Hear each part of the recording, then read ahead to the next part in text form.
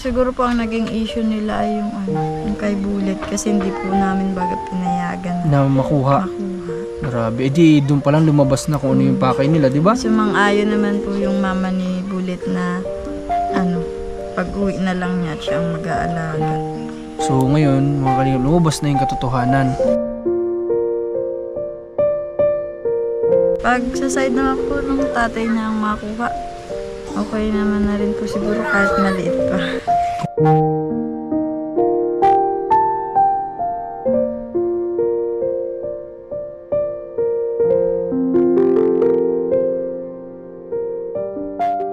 Mga kalingap, magandang hapon po sa lahat ng viewers natin. Inabot kami ng malakas na ulan sa daan patungo dito kay Abdullah. Pero makita niyo naman, dito pa rin tayo. Tuloy pa rin yung mission natin kahit na ganito yung panahon dito sa Bicol. Araw-araw na lang ganito na tuwing maghapon ay umuulan.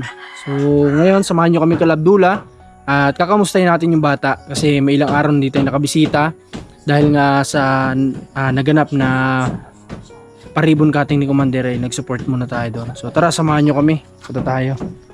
Medyo maputik lang talaga dito. Medyo mahirap yung daan na yan. No? Kaya nga yung mga motor namin, iniwan na lang namin dito sa may kaunting semento kasi dito na daan. Iniwanan na lang namin. Grabe oh. Ito yung pinagtatakahan ko nung nanganak si Ate Isabel na sabi ko, buti na lang safe sila nakarating sa hospital kasi grabe po yung daan dito nung time na yun, maulan pa. Medyo may kalayuan din ito lakarin pero mas mabuti na yung ganito, safe po tayo kaysa naman ipilit natin yung motor at baka ma-aksidente lang tayo dito.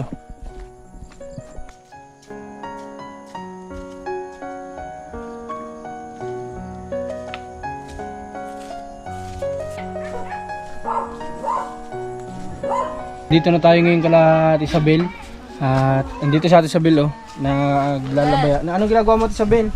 Wala po. Ha? Wala man po. Si Abdul po ngayon. Sa loob po, nagdididi. Nagdididi? Yung mga kapatid mo ba nagmerienda na? Hindi pa. Tama pala yung dala natin. May dala kami dito, ang tawagin mga bata. May dala tayo ditong pizza tapos mga inumin ng bata. Taga si Bullet. Para kala Ate Isabel. Tawagin mo yung mga kapatid mo Ate Isabel. Oh, ano na yung karton oh. Basa kasi kami Ate Isabel ng ulan. Oh, tawagin mo yung mga kapatid mo. Bigyan mo na muna natin sa kanila. Ako na lang mabigay. Tara, Raz, iabot natin to. Tapos yun, ibang merienda pa doon. Sa ibang bata. Oh, magmerienda kayo oh. Hindi pa daw pati pala kayo nagmerienda. Oh, dali na, kain kayo. Dali.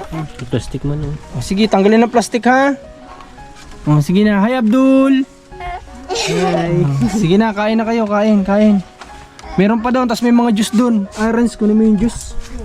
At bigyan ng juice itong mga bata. Hi Abdul. Grabe na miss ko ito si Abdul oh. Matagal-tagal ako dito hindi nakabalik sa kanila. Ay. Grabing hirap ng dito ng location. Yan, bigyan mo sila ng mga juice. Tanggalin mo na lang yung tali tapos bigyan mo na sa kanila, sila nang bahala magbukas. Sige, bigyan mo na yan lahat. Sige, yamo na, sila na lang. May guntingin sila dyan siguro sa loob. Oh, inom kayo ng juice. Okay. Oh, magmerienda kayo. Oh. Mga juice ng bata. Ha, may mga juice dyan oh. May pizza pa doon ha. Pa gusto nyo pa. Yan, kain ng kain. Wow, ano mo ng mga bata oh. Mga hindi pa mala nagmimerienda. Ikaw, nagmerienda ka na ba? Hindi. Hindi pa? Okay, sige na, merienda na kayo dyan. Kain ng kain. May isa pa doon ha. Kuha lang kayo dito oh. Tara, dito tayo kala Ate Isabel. Anong oras na po? Ate, magmerienda po kayo. May pizza po dyan oh. Kain po kayo, kain ng pizza, kain. Ito Ate Isabel, kumain ka. Hindi ka pa yata nagmimerienda. Kamusta yung mga araw na maulan dito sa inyo Ate Isabel? Ha? Basa. Basa. Oo, hayaan mo Ate Isabel. Tapos na yung pabahay ni Commander. Ito na yung susunod sa inyo no. Bali lahat ng materials mga kalingap na sa atin na yung ang tawag dun, quotation, tapos yung basta lahat ng materialis na pwedeng gamitin dito sa magiging bahay nila Ate Isabel. At ano na lang, ang kulang na lang ay yung karpintero na gagawa dito. At patapos na, kasi pagtapos nung kay Commander, may sinasabay pala sila doon na ginagawa. So patapos na yun. At ito na yung susunod, itong kala Ate Isabel. Madali na daw yung matapos, may ilang araw na lang, tapos na siguro yun.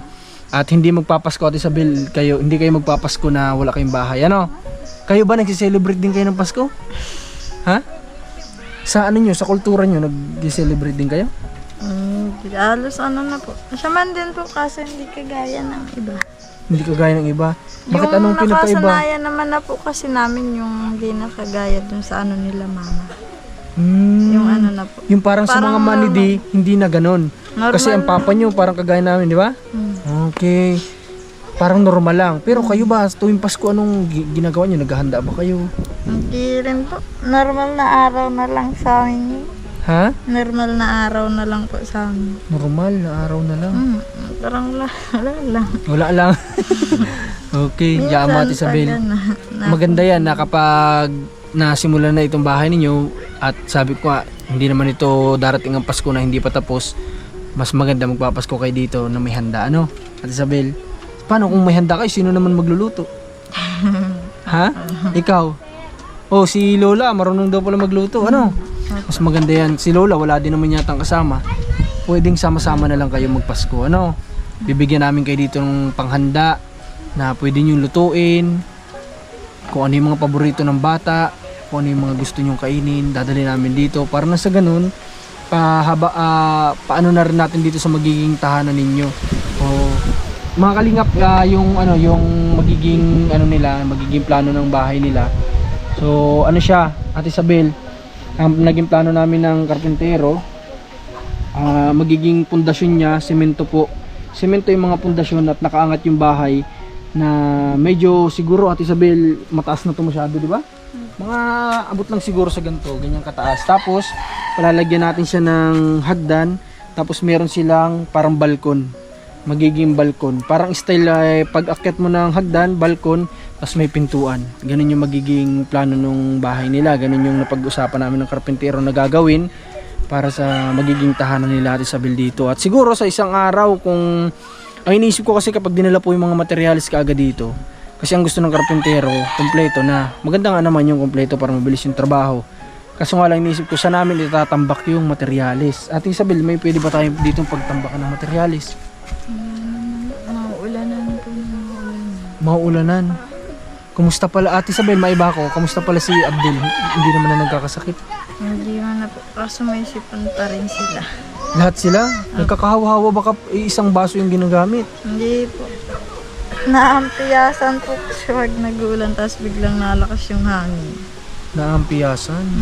Okay. Pati nga po yung maliit po. Nagkasakit din? Meron pong ubusipon na din. Okay. Ate Isabel, ganito nung nakaraan, ngayon humihingi ako ng ano din dun sa mama ni Abdul kasi nung nakaraan po na nakachat ko yung nakikipag-communicate sa atin dun sa papa ni Abdul ay medyo nakapagsalita lang po tayo sa kanya ng hindi maganda kasi ang sabi ko po sa papa ni Abdul baka sa Pilipino na nagkikipag-communicate sa papa ni Abdul, sabi ko pakiparating na baka naman pwede na tumulong sa atin dito sa gagawin nating total sila Ate Isabel nagkup kay Abdul kung kahit tulungan niya lang tayo, pero yun nga lang ang sabi ay hindi daw po magbibigay at ang ano po niya ay makita lang yung kanyang anak. So parang sumama po yung yung loob ko na bakit parang yun lang yung gusto niyang mangyari, yung makita lang, pero yung magtulong sa mga taong nag-alaga sa anak niya ay parang wala man lang konsiderasyon, parang ganun. Kaya sabi ko, hayaan mo na, walang problema kung talagang hindi po, wala po tayong magagawa, hindi natin sila pwedeng pilitin. Basta sabi ko, kami ng grupo namin nila Ran, sila Commander, gagawin namin ng lahat para maibigay kahit paano yung dapat na para kala Ate Isabel na makaranas man na sila ng maayos-ayos na tirahan. Sabi ko, gagawin namin ng lahat para kala Ate Isabel. Kung ayaw nyo, wala kayong magagawa. Kaya ngayon po medyo naalala ako sa Tatay Abdul na sabi ko, iba pa rin pala talaga ang Pilipino kapag nagmahal. Iba pa rin talaga ang puso ng Pilipino. Kaya proud to be Pinoy pa rin tayo kasi iba pa rin yung mga kapwa natin magmahal sa kapwa natin kagaya nila Ate Isabel. Yun, so medyo nagalit lang po talaga ako dun, pero yun nga, hindi naman natin sila pwedeng pilitin sa mga bagay-bagay na ganyan. Kumbaga nagsubok lang naman tayo. Pero at least ngayon ready naman na ang pang ano natin sa bahay nila Ate Isabel. Karpentero na lang kulang. Ikaw Ate Isabel, paano ganito, yun nga, sinabi ko sinubukan ko naman. Kasi gusto ko sana magkaroon naman ng konting tulong baga sa inyo. Kasi kayo yung nagsakripisyo kay Abdul. Ilang taon na si Abdul ngayon? Mga 2 na. Magto 2 years old na, 2 taon na nila Ate Isabel yan inaalalayan, inaalagaan. Pero wala po talaga. So, yaman natin Isabel, no? Hindi naman natin kasi pwedeng pilitin, no? Yaman na. Sabi ko nga, wag na po na lang ninyo akong kontakin. Makipag-usap na lang po kayo sa mama ni Abdul. Binigay ko yung Facebook ng mama ni Abdul. Sabi ko, kayo na lang po mag-usap. At wag na lang po sa akin kasi parang wala din naman. So, Ay, hindi po kayo dun sa mama ni Abdul nung minesis ko kasi mama ni Abdul, parang nasinin niya lang. Yun ang nakakausap namin, yung mga Filipino na nakikipag-communicate doon sa yun yung kaibigan nung papa ni Abdul. So sa kanya lang namin pinaparating yung mga gusto namin sabihin. So yun nga, gusto ko sana nga makausap ng personal since marunong din si Commander mag-Arabic. Sabi ko baka pwedeng magkausap sila at pakiusapan na din na baka pwedeng wag na munang kunin si Abdul, na pag nagkaedad na lang yung bata at nagkaisip. Yun sana yung gusto kong sabihin, ipasabi ni Commander doon. Kasi kung kayo ba tatanungin, ano ba yung mas gusto nyo? Pag malaki na o ganito pa lang si Abdul? Pag yung sa amin po, mas gusto po kasi sana namin yung medyo may isip na siya. Medyo malaki na po sana. Bakit po Ate Isabel? Anong reason? Wala naman. Para Ano po kasi, pag sa side na ako ng tatay niya ang makuha, okay naman na rin po siguro kahit maliit pa. kung sa tatay. Opo. Pero kung dito sa nanay, kasi ang kinababahala nyo, yung kinakasama, di ba? Opo. Wala na po yata sila. Wala na din? Opo. Grabe naman. Nagtalo po yata. Di ko lang po alam, pero nabanggit lang po sa akin ng kapatid ko ay parang wala na din po yata. Siguro po ang naging issue nila ay yung kay Bullet kasi hindi po namin baga pinayagan Na makuha. makuha. Grabe. Eh di, doon pa lang lumabas na kung ano yung pakay nila, di ba? Sumang-ayon naman po yung mama ni Bullet na pag-uwi na lang niya at siya ang mag-aalaga. So ngayon, mga kalingap, lumabas na yung katotohanan. Kung ano yung pakay lang talaga nila, di ba? Kasi kung talagang mahal mo yung mama ni Abdul, bakit ka naman makikipaghiwalay kung dahil lang sa hindi sa kanila ibinigay si Abdul, di ba? Di parang ang lumalabas doon na gusto lang kaya nila tawag dito, kaya sila nagkaroon ng relasyon dahil pwede na din nating sabihin na nagkaka-interest sila sa padala ng mama, di ba? Kasi kung naandun si Abdul, buo na nila lahat sa kanila, mapupunta na. Grabe, lumabas na din yung totoo. So mas mabuti na din yun na naagapan Ate Isabel, na ngayon pa lang na nangyari na yun na nagkawalaan na sila. Opo.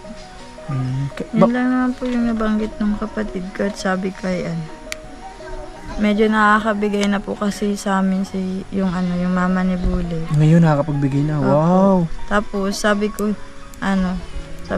na buti napayag na siya ng ganun, sabi niya.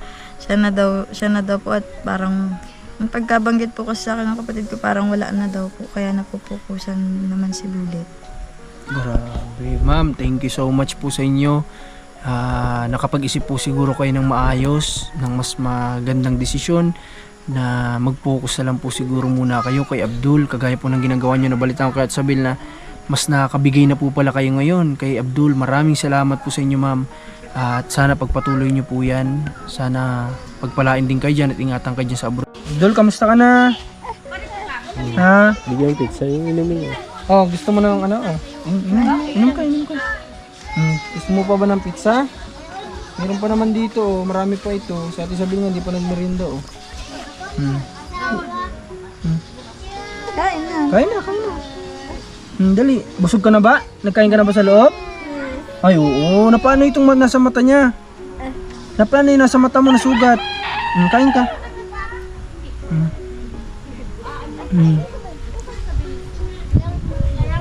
Ang problema lang natin ito, di pa rin napapagupitan si Abdul, ano? Po. Tapos samahin ko po sana nung nakaraan. Sige naman po ang ulan. Sige ang ulan.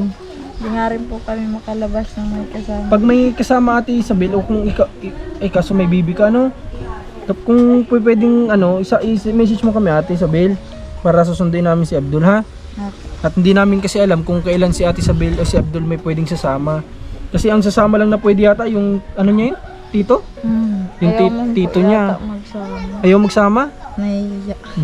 Yun lang kasi yung choice natin para mapagupitan natin si Abdul maisama kasi kailangan may kasama talaga si Abdul kasi hindi siya kayang isama kapag walang kasamang kamag-anak nila, hindi siya sumasama kagaya nung nakaraan hindi natin naisama. Lagyan natin ng yung buhok mo. Grabe pumayat si Abdul, oh. Kaya po, baga. Ano? Gawa na nagkasakit siguro? Gawa po sa sipon, ubo lang naman po yung naging ano nila. Ay basta ubo talaga ang tumama at sipon sa bata. Papaya talaga, papaya talaga ang bata. Liit to be. Kamusta ka? Ha? Kamusta ka na, Abdul? Ba't parang init mo? Hindi naman. Kamusta ka na? Okay ka lang? Ha? Okay ka lang? Ha?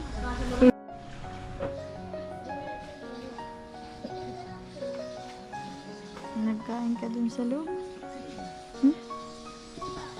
Dali. Nagkain ka dun? Hindi siya nasagot ngayon, ano? Hindi kagaya dati pag tinanong mo siya, sasagot talaga siya at sasagot. Ano? Abdul, huwag ka masyado malikot para di ka nagkakasugat ng ganito, oh. Malapit pati sa mata niya, oh. Naku, kunting-kunti na lang, oh. Abdul! Ngilig Abdul, kasi magtakbo Abdul. pag nakakawala. Ay! Huy! Abdul! Huwag ka masyado malikot, ha? Tinan mo, malapit ka na mabulag, oh. Oh, tinan mo yung sugat mo na dito, oh. Malapit na sa mata. Sabi nga po niya, dugo daw, nagdugo. Nagdugo. Huwag ka masyado malikot, ha? Ha? Okay? Ha? Sabi mo okay. Tumawa na, oh. Kanina hindi tumatawa ay. Sabi mo okay. Matagal po kasi hindi na naman kayo nakakita. Kaya nga, matagal-tagal Na kasi naman. kaming hindi nakita ni Abdul. Kaya wala, hindi na naman sa akin sumasama. Pero okay lang. At least nakikita namin si Abdul na ano. Kaso nga lang, yun nga, pumayat talaga yung bata. Laki ng ipinayat niya. Oh. Pero sa pagkain, okay naman siya. Sabi, okay naman. Malakas po siya kumain. Gawa lang nga po nung pagkaroon nila lahat ng ubusit. Nagsabay-sabay naman po lahat sila lahat. Ay. Sabay-sabay. Nagtagal ba yung ubot sipon niya? Opo, isang linggo rin po yata yun. Hanggang ngayon nga po, meron pa din. Kaya siya namayat. Ano?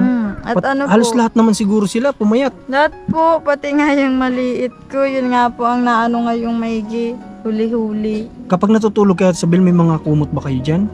Hindi man po sila nakakumot. Banasin sila.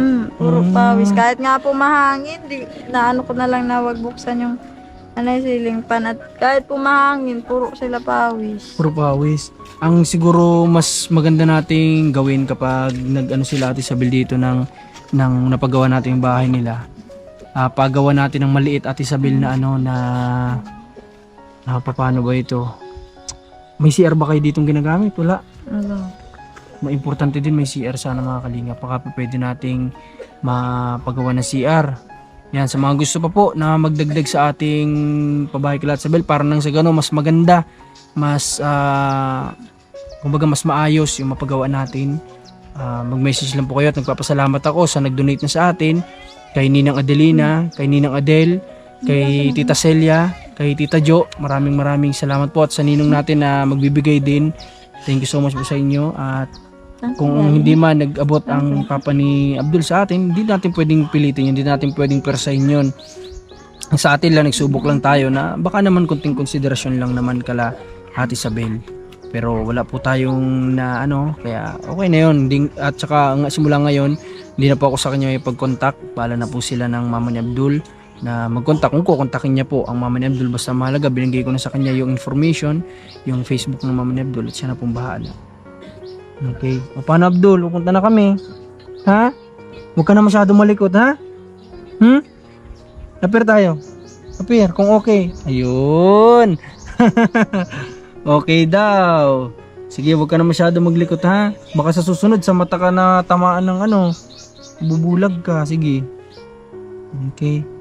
So, Ate Isabel, antayin mo na lang po yung namin dito ng materialis ha. Yung paghahakot po namin kasi yung medyo may kalayuan din pero tulong-tulong na lang kami siguro. Na magbuhat, tulong-tulong na lang kami dito. At ang lang natin kung saan natin pwedeng i-standby. Pero siguro yung dingding ipahuli. Ang importante yung mga kahoy, PVC, yung semento, di ko rin alam. Baka kung saan tayo pwede dito. Okay, sige, dyan na lang muna natin i-standby yung Wala naman dyan masyadong Okay, so pwede naman pala dito. Dito naman natin yung semento na gagamitin. Okay. Ha? Ngumiti na si Abdul Karga nga. Kung magpapakarga na ulit. Ayaw pa rin. Ayaw mo pa rin? Dali na, karga. Halika. Ayaw. Okay, sige. Huwag natin pilitin at sa ilang araw pag balik natin dito, magpakarga na ulit ito sa atin. Kasi matagal, ilang araw tayo hindi nakabalik dito eh.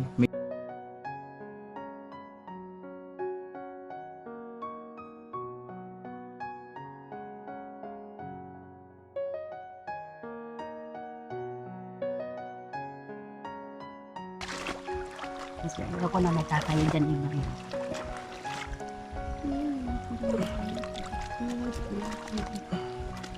Ito, taas mo.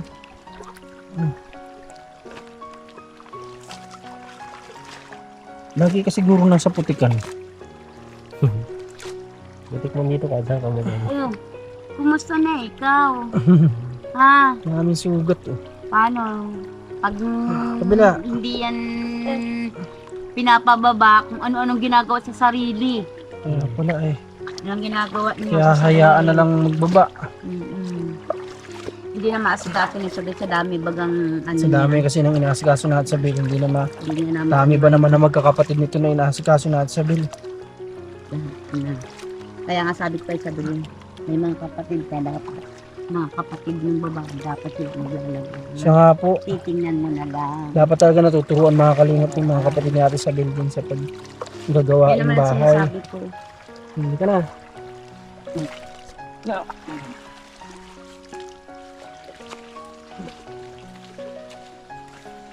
So hanggang dito na lang muna yung vlog namin nila at Sabel at pumunta na kami dito para kamustahin yung kalagayan nila ngayong tag-ulan nga. At supportan niyo po ang page natin, Marcos TV Channel. At ganoon na rin ang ating YouTube channel, supportan niyo po. Maraming salamat. At syempre, Commander ni Marcos, nakakatapos nga lang ng paribon cutting sa pabahay kay na Rose.